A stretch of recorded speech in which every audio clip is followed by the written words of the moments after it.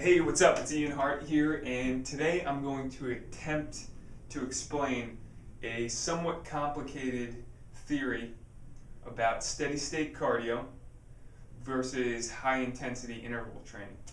So basically, steady-state cardio is the long-term cardio where you go and jog for an hour, which a lot of people used to do, and people still do it today, and they're trying to do that to burn fat, which is the wrong way to go about it if you want to burn fat for time management reasons and also a bunch of other reasons, which I'm going to show you here.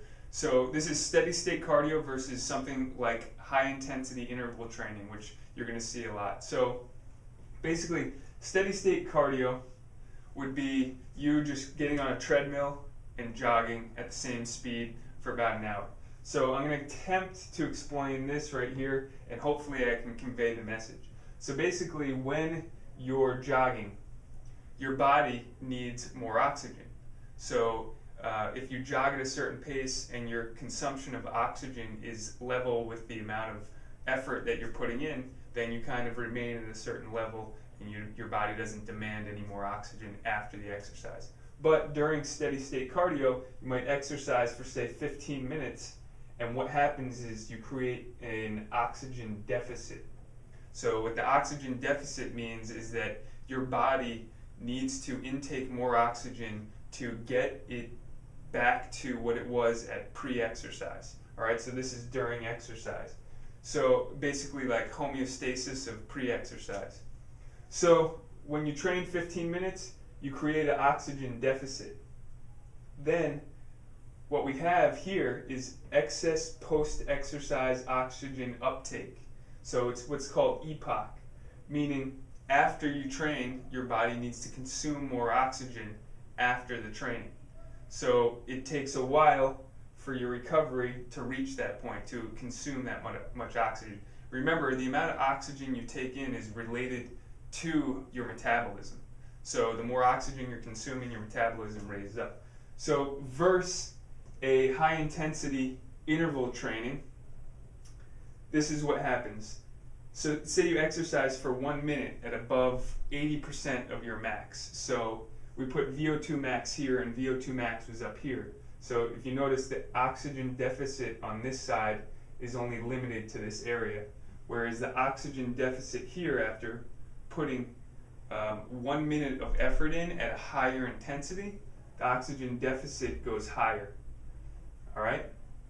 So you kind of max out your oxygen requirement for that exercise. So for example, if you sprint for a minute, you will not be able to continue sprinting because your oxygen deficit is so low that you don't have enough oxygen to continue going, if that makes sense. So if you go high intensity, you create a larger oxygen deficit, which creates a longer EPOC, excess post-exercise oxygen uptake. All right, so you create a longer EPOC, you have to recover longer, your body has to intake more oxygen, and then you can repeat the process again. And this depends on what level anybody's at. So if you're at obviously a beginner is not going to jump right into high intensity cardio. So it's good to maybe for 2 weeks kind of get your body adapted to this, so your body adapts to the oxygen deficit, your muscles adapt to the running or whatever type of training you're going to be doing, and then you can maybe move to this and the intensity is going to progressively get more intense, and then you can actually mix in. So similar to what we do is like we mix in high intensity with strength training and endurance training, so actually we get a combination of everything, and it actually maximizes what you would receive in terms of fat loss, toning, and all those things.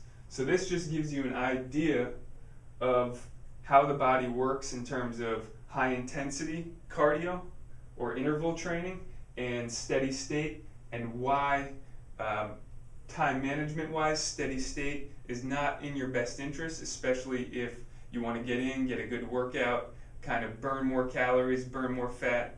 So high intensity interval training, again, You want to progress properly and get to that point by using a proper training program. So this is steady state versus a high intensity interval training, and I hope you learned something from this and it wasn't too complicated.